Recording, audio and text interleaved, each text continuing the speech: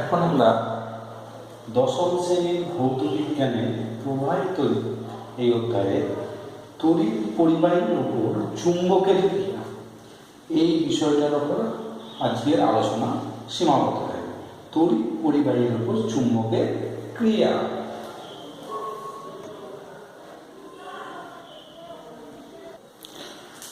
আমরা এর আগের চেষ্টা করেছিলাম চুম্বকের চুম্বকের উপর তড়িতের ক্রিয়া, ঠিক আগের বিষয়টা, অর্থাৎ সেই বিষয়টা একবার পুনরালোচনা করছি। এটা একটা চুম্বক শলাকা, তার উপর দিয়ে একটা পরিবাহী তার গিয়েছে, তড়িৎ প্রবাহ এদিকে ঢুকেছে, কোনো নিচে থেকে উপর দিকে। তাহলে চুম্বক শলাকাটা বিক্ষেপ কোন দিকে হবে? তড়িৎ প্রবাহ যেদিকে, সেই দিকে যদি চারটে আঙুল বা সাঁতার কাটিয়ে বাঁ হাতটা কোন দিকে পড়বে? বাঁ হাতটা এইদিকে, শলাকার বিক্ষেপ হবে এদিকে, উত্তর মেরু বিক্ষেপ, শলাকার উত্তর মেরু বিক্ষেপ কোন দিকে? এদিকে। প্রবাহ যদি উল্টে দিকে, প্রবাহ উল্টে দিলে কি হবে? চুম্বক শলাকার বিক্ষেপ হবে, এটা উত্তর মেরু, এটা দক্ষিণ মেরু, এইদিকে। এটা কেন বলছিল? যখনই পরিবাহী তারের মধ্যে দিয়ে তড়িৎ প্রবাহ হচ্ছিল, তার আশেপাশে অঞ্চলে চুম্বক ক্ষেত্রের সৃষ্টি হচ্ছিল। সেই চুম্বক ক্ষেত্র চুম্বকের উপর বল ক্রিয়া করে চুম্বক শলাকাটাকে বিক্ষেপ করেছে। তাহলে তড়িৎ চুম্বকের উপর বল ক্রিয়া করছে। নিউটনের তৃতীয় গতির সূত্র অনুসারে কি এই চুম্বকও এর উপর বল ক্রিয়া করবে, সেই বল, অর্থাৎ চুম্বকও তড়িতের উপর বল ক্রিয়া করবে। তার মানে তড়িৎবাহী তারের উপর একটা বল ক্রিয়া করার ফলে তার গতিবেগ উৎপন্ন হবে, সেইটা এখানে আমরা আলোচনা করব। তাহলে চুম্বক শলাকার উপর দিয়ে কোনো তড়িৎ পরিবাহী তারকে নিয়ে গেলে তড়িৎ পরিবাহী তারের মধ্যে দিয়ে তড়িৎ প্রবাহ হবে, যার জন্য চুম্বক ক্ষেত্র সৃষ্টি হবে। সেই চুম্বক ক্ষেত্রের জন্য কি হবে? চুম্বক শলাকার বিক্ষেপ হবে, অর্থাৎ তড়িৎ চুম্বকের উপর ক্রিয়া করছে। ঠিক উল্টোভাবে চুম্বকও তড়িতের উপর ক্রিয়া করবে, সেই সম্বন্ধে আলোচনা। অর্থাৎ কোষ্ঠের যে পরীক্ষাটা দেখেছিলেন তার উপর ভিত্তি করি তার উপর ভিত্তি করে আমরা বলতে পারি চুম্বকের উপরেও তড়িৎবাহী তারের উপরেও চুম্বক ক্রিয়া করবে। সেটা বোঝানোর জন্য আমরা একটা চিত্র এঁকে দিই। কি? একটা উত্তর মেরু, একটা দক্ষিণ মেরু। আমরা জানি একক উত্তর মেরু, একক দক্ষিণ মেরুর সম্ভব না। এটা আছে একটা অশ্বক প্রাকৃতিক চুম্বক। অশ্বক প্রাকৃতিক চুম্বক কেমন হয়? এইরকম হয়, এটা উত্তর, এটা দক্ষিণ। তাহলে অশ্বক প্রাকৃতিক চুম্বকের চুম্বক বলরেখাগুলো কোন দিকে? উত্তর থেকে শুরু হয়ে দক্ষিণে শেষ। এটা চুম্বক ক্ষেত্র। তাহলে চুম্বক ক্ষেত্রের অভিমুখে একটা পরিবাহী তার আছে। এই যে পরিবাহী তারটা দেখানো হয়েছে, এর প্রভাব কোন দিকে? এর প্রভাব নিচে থেকে উপর দিকে। বিজ্ঞানী ফ্লেমিং এর উপর ভিত্তি করে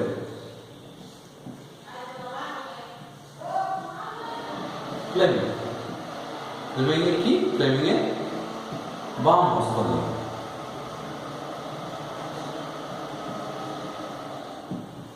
লেফট হ্যান্ড রুল, কিচ্ছু নয়, লেফট হ্যান্ড রুল।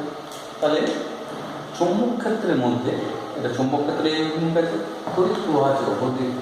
এই যে চৌম্বক ক্ষেত্রের মধ্যে কোনো পরিবাহী তারের মধ্যে দিয়ে যদি তড়িৎ প্রবাহিত হয়, তাহলে পরিবাহী তার যেমন চুম্বকের উপর ক্রিয়া করে, চুম্বকও তড়িৎবাহী তারের উপর ক্রিয়া করে, এবং তার ক্রিয়ার অর্থাৎ বলের অভিমুখ কোন দিকে হবে সেই সম্পর্কে ফ্লেমিং একটা নির্দিষ্ট নিয়ম রেখে দিয়েছেন। কি নিয়মটা? বাঁ হাতে তিনটে আঙ্গুল, অর্থাৎ বৃদ্ধাঙ্গুলি, মধ্যমা এবং তর্জনী, তিনটেকে সমকোণে রেখে দিই। দেখ তিনটে কেমন আছে? সমকোণে আছে। সমকোণে রাখি। তর্জনী যদি চুম্বক ক্ষেত্র অভিমুখ, চুম্বক ক্ষেত্র কোন দিকে? এই দিকে। তর্জনী চুম্বক ক্ষেত্রের অভিমুখ। মধ্যমা কোনটা? এটা তড়িৎ প্রবাহ অভিমুখ যদি নির্দেশ করে, বৃদ্ধাঙ্গুলি কোন দিকে আছে? ভেতর দিকে। তাহলে তড়িৎবাহী তারের উপর বল কোন দিকে ক্রিয়া করবে? এই দিকে। তাহলে আর একবার রিপিট করছি, তর্জনী চুম্বক ক্ষেত্রের অভিমুখ, ওকে। মধ্যমা তড়িৎ প্রবাহ অভিমুখ, দেখো তড়িৎ প্রবাহ অভিমুখ, এটা মধ্যমা। বৃদ্ধাঙ্গুলি কোন দিকে আছে? ভেতর দিকে। তাহলে তড়িৎবাহী তারটা কোন দিকে বল অনুভব করবে? ভেতর দিকে। আমি প্রবাহটা উল্টে দিলাম, তবে উপর থেকে নিচে, তখন একই সিস্টেম, প্রবাহটা উল্টে দিলাম। তাহলে বাঁ হাতে তর্জনী চুম্বক ক্ষেত্রের অভিমুখ, মধ্যমা তড়িৎ প্রবাহ অভিমুখ, দেখো বৃদ্ধাঙ্গুলি কোন দিকে আছে? বাইরের দিকে, তলের সঙ্গে। অর্থাৎ এই যে তারটা আছে সে কোন দিক অবলম্বন করবে, অর্থাৎ তারের গতি হবে এই দিক বরাবর। এটাই হচ্ছে ফ্লেমিংয়ের লেফট হ্যান্ড। ফ্লেমিংয়ের তিনটে আঙুলকে যদি পরস্পর সমকোণে রাখা হয়, তর্জনী যদি চুম্বক ক্ষেত্রের অভিমুখ নির্দেশ করে, মধ্যমা যদি তড়িৎ প্রবাহের অভিমুখ নির্দেশ করে, তাহলে বৃদ্ধাঙ্গুলি তড়িৎ প্রবাহের গতির অভিমুখ নির্দেশ করবে। এটা আমরা বুঝতে পেরেছি ফ্লেমিংয়ের লেফট হ্যান্ড স্লিপ। এটা কি? তাহলে এটা কার উপর ক্রিয়া?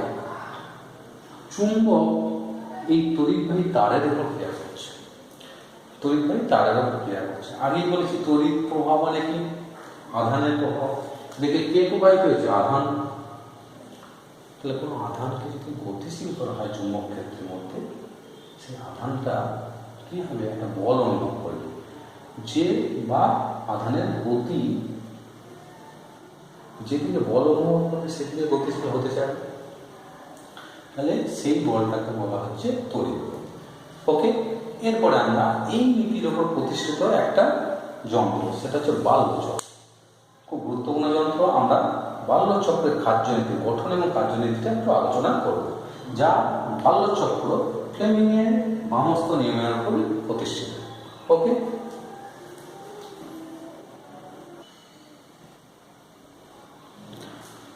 তড়িৎ পরিবাহীর উপর চুম্বকের ক্রিয়া, অর্থাৎ চুম্বকের ক্রিয়া কার উপর? তড়িৎ পরিবাহীর উপর। একটা ব্যবহারিক রূপ হচ্ছে বাল্যচক্র। বাল্যচক্রে তড়িৎ চুম্বক কি করবে? ক্রিয়া করবে কার উপর? তড়িতের উপর। ফলে একটা বস্তু, এখানে একটা চক্র আছে, সেই চক্রটা ঘুরবে। তাহলে বাল্যচক্রের গঠন কি? এই যে অংশটা দেখানো হয়েছে, এই অংশটা, এটা হচ্ছে কাঠের পাটাতন। কাঠের পাটাতনের ওপর একটা চুম্বক শলাকা রাখা কি? অশ্বক প্রাকৃতিক চুম্বক, যার এটা উত্তর মেরু, এটা দক্ষিণ মেরু। আর কি রাখা আছে? একটা চক্র। চক্রটা কোথায় আছে? অশ্বক প্রাকৃতিক চুম্বকের ঠিক মাঝখানে চক্রটা আছে, ঘুরতে পারে। তাহলে এটা হচ্ছে একটা চক্র, মাঝে একটা, এই দুটো চুম্বকের মাঝে পারদ পাত্র আছে, এটা পারদ। কি দ্বারা পূর্ণ? পারদ দ্বারা। চক্রটা পারদের মধ্যে কোনো কোনো কাঁটাগুলো স্পর্শ করা আছে। এবার চক্রটাকে একটা দ্বন্দ্বের সাহায্যে ঝোলানো আছে। দ্বন্দ্বটা আবার একটা স্ট্যান্ডে থেকে একটা পরিবাহী তার দ্বারা স্ক্রু থেকে গিয়ে ব্যাটারি পজিটিভ মেরু, ব্যাটারির অপর প্রান্ত থেকে গিয়েছে একটা স্ক্রুর মধ্যে, স্ক্রু থেকে পারদে। তাহলে কি কি আছে? তাহলে একটা কাঠের পাটাতন, একটা অশ্বক্ষাকৃতি চুম্বক, একটা চক্র, একটা পারদ পাত্র যার মধ্যে পারদ থাকে, অবশ্যই পাত্রটার মধ্যে পারদ আছে, এবং পারদ, আর একটা চক্রটা একটা মানে হ্যাঙ্গিং করা আছে, একটা ঝোলানো আছে একটা দ্বন্দ্বের সাথে। দ্বন্দ্বটা একটা স্ট্যান্ডের সঙ্গে যুক্ত, স্ট্যান্ডে থেকে একটা স্ক্রুর সঙ্গে একটা কানেক্টিং হয়, অর্থাৎ পরিবাহী তার দ্বারা যুক্ত। পরিবাহী তার আবার গিয়ে তড়িৎ কোষের ধনাত্মক প্রান্তের সঙ্গে যুক্ত, তড়িৎ কোষের অপর প্রান্ত গিয়ে একটা স্ক্রুর সঙ্গে যুক্ত, স্ক্রু থেকে একটা পরিবাহী তার গিয়ে পারদের সঙ্গে যুক্ত।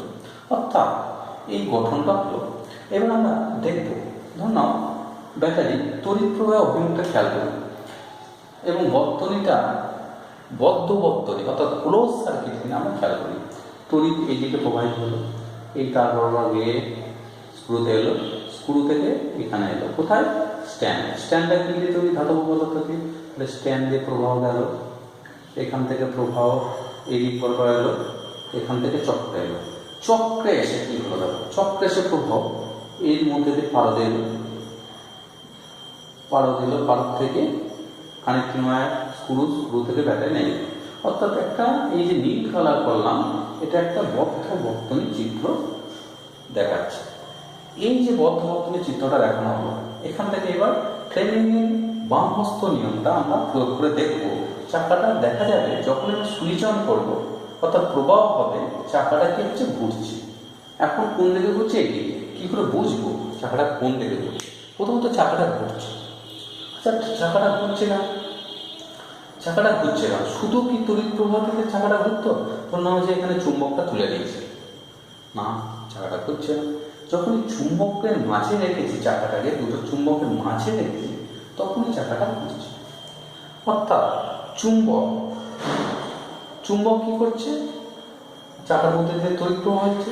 তাহলে যে কোনো চাকার মধ্যে দিয়ে যখন এই তড়িৎ প্রবাহ হচ্ছে, চুম্বক তার উপর একটা বল প্রয়োগ করছে, ফলে চক্রটা চাকার কোন অভিমুখে হচ্ছে? এই অভিমুখে। অভিমুখটা নির্ণয় করার জন্য আমরা ফ্লেমিংয়ের লেফট হ্যান্ড রুলসটা ফলো করবো। তাহলে প্রথমত এই ক্রিয়াটা কার? তড়িতের উপর ক্রিয়া। কার ক্রিয়া? চুম্বকের ক্রিয়া। প্রথমত বাল্য চক্র কার উপর? কার ক্রিয়া? তড়িতের উপর ক্রিয়া। কার? চুম্বকের ক্রিয়া। ওকে, এইবার দেখো কোন নিয়মের উপর প্রতিষ্ঠিত? ফ্লেমিং কি? বাম হস্ত নিয়ম। বাম হস্ত নিয়ম উপর প্রতিষ্ঠিত। কতগুলো পয়েন্ট? 2 নম্বর পয়েন্ট, কোন দিকে কোন অভিমুখে ঘুরবে?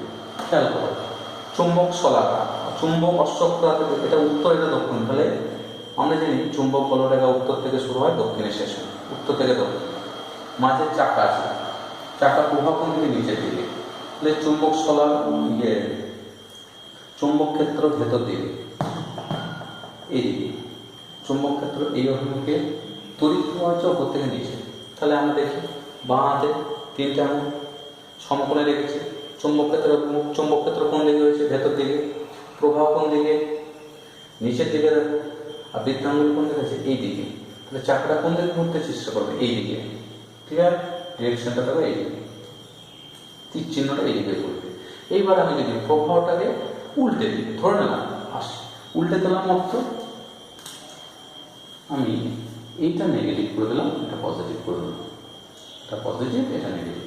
কি ঘটতে পারে? প্রবাহটা তখন কি হবে? উপর দিকে উঠবে।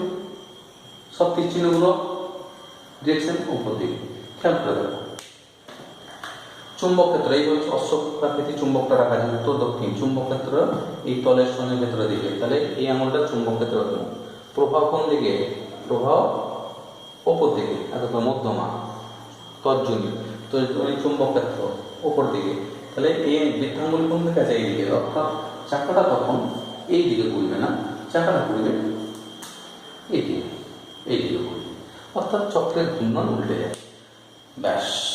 তাহলে এখানে কতগুলো পয়েন্ট, এবং এর ক্রিয়াটা কার উপর? ক্রিয়াটা হচ্ছে তড়িতের উপর ক্রিয়া। কার ক্রিয়া? চুম্বকের ক্রিয়া। সেইটাই বাল্যচক্র দেখিয়েছিলেন। এবং এর অভিমুখ, অর্থাৎ চক্রের ঘূর্ণনের অভিমুখ কার নিয়মের উপর প্রতিষ্ঠিত? ফ্লেমিংয়ের বাম হস্ত নিয়ম। আচ্ছা, এখানে দেখো শক্তি রূপান্তর করছে। কি কি শক্তি রূপান্তর করছে? তড়িৎ শক্তি, তড়িৎ শক্তি হচ্ছে গতিশক্তি বা যান্ত্রিক শক্তি। তাহলে এখানে তড়িৎ থেকে কি হচ্ছে? তড়িৎ থেকে যান্ত্রিক, তড়িৎ থেকে কি? যান্ত্রিক শক্তি। ওকে, এরপরে কতগুলো পয়েন্ট আলোচনা করবো, যে পয়েন্টগুলো খুব গুরুত্বপূর্ণ। চিত্রটা দিয়ে তোমরা খেয়াল করো।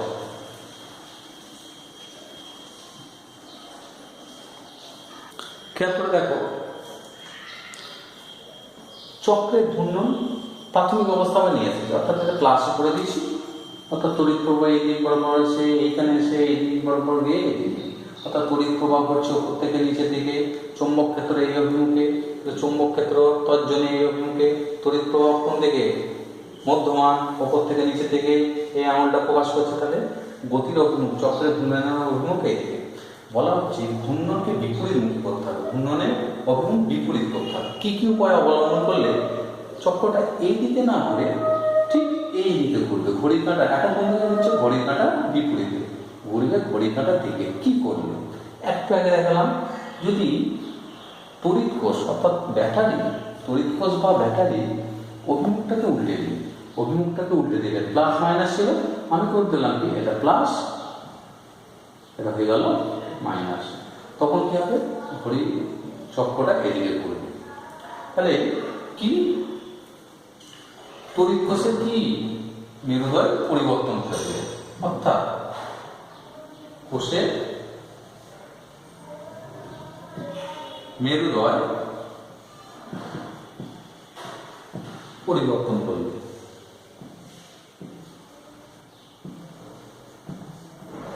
এক নম্বর। 2 নম্বর কি হতে পারে? এই যে অশ্বপ্রাকৃতিক চুম্বকটা রেখেছি, এটা উত্তর, এটা দক্ষিণ। এটা কি? এটা উত্তর, এটা দক্ষিণ। আমি অশ্বপ্রাকৃতিক চুম্বকটা উল্টে দিলাম, অর্থাৎ এটা ছিল উত্তর, এটা দক্ষিণ। এখন হয়ে গেছে এটা দক্ষিণ, এটা উত্তর। অর্থাৎ এইটা যদি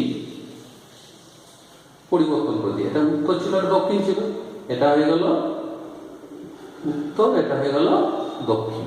তখন দেখা যাবে আর পূর্বে যেটা ছিল সেটা করে রাখছে, অর্থাৎ এটা মাইনাস, এটা প্লাস। খেয়াল করে দেখো, এইবার এক্ষেত্রে চুম্বকের তড়িতের অভিমুখ একই রেখেছে।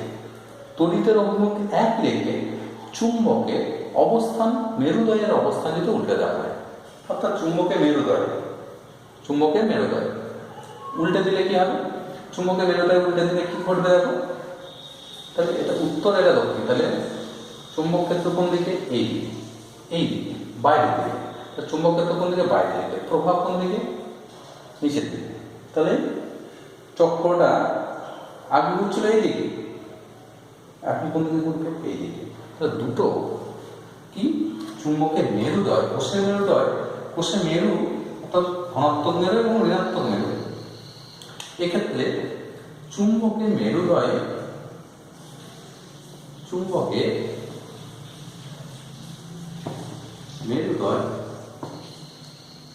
উল্টে দিবে।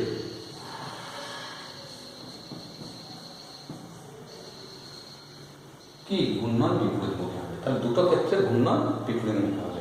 এইবার কি করবে? একই সঙ্গে একে যেমন এটা উত্তর ছিল, এটা দক্ষিণ ছিল, উল্টে দিচ্ছ উত্তর আর দক্ষিণ। এটা ছিল মাইনাস, এটা প্লাস, উল্টে দিলে এটা প্লাস করে দিলে মাইনাস করে দিলে, দুটোই একসঙ্গে উল্টে দিলে, অর্থাৎ ব্যাটারি মেরুদয় চেঞ্জ করে দেবে, চুম্বকের মেরুদয় পরিবর্তন করে দেবে। তাহলে তড়িৎ প্রভাব কোন দিকে হচ্ছে? আমি শুধু এইখানে আছি, তড়িৎ প্রভাব প্লাস থেকে বেরিয়ে উপর দিকে, আর বলরেখা কোন দিকে? নিচের দিকে। অর্থাৎ বলরেখা কোন দিকে? বোর্ড থেকে এই দিকে বলরেখা, এটা উত্তরের দক্ষিণ, আর প্রভাব আছে উপর। তাহলে বলরেখা এই দিকে, প্রভাব কোন দিকে? প্রভাব দিকে। বৃদ্ধাঙ্গুলি কোন দিকে আছে? এই দিকে। অর্থাৎ এটা হচ্ছে চুম্বক তর্জনী, চুম্বক ক্ষেত্রের অভিমুখ, এটা হচ্ছে তড়িৎ প্রবাহের অভিমুখ। আর বৃদ্ধাঙ্গুলি কি? গতির অভিমুখ, অর্থাৎ এর গতির অভিমুখ কোন দিকে হবে? একই দিকে। মানে দুটো কি একসঙ্গে চেঞ্জ করবে, অর্থাৎ মেরুদয় এবং চুম্বকের অবস্থান দুটোই যদি বিপরীতমুখী করে দেওয়া হয়, ঘূর্ণনের কোনো পরিবর্তন হবে না। নেক্সট চলে আসবো